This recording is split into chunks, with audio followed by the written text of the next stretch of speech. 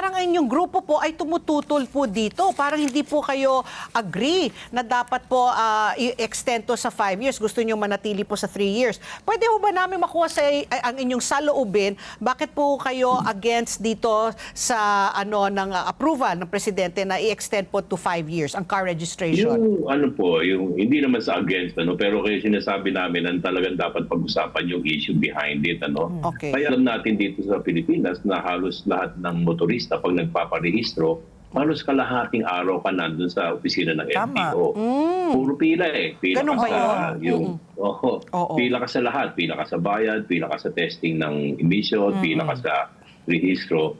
So yung kalahating araw na halos ng mga motorista ay naubos na kaantay. So ina-advance nila ng 3 taon para for 3 years medyo hindi mo nararanasan yung pighati na yun. Ngayon pinapanukala nila na gawing 5 taon. Kung pinirmahan ng presidente, wala na tayong magagawa dyan.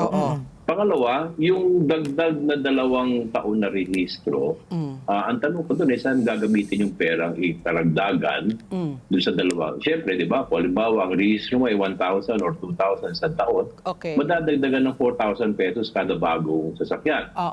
Kalahating milyon ang mga bagong sasakyan taon-taon.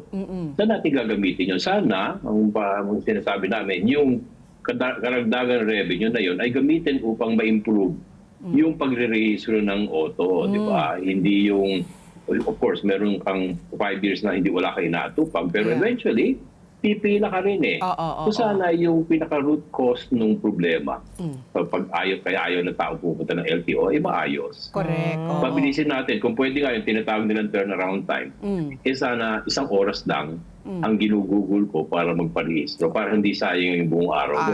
Wala naman kasing rehistro ng Sabado So mag-leave ka sa opisina mo para magparehistro mo. Kalahat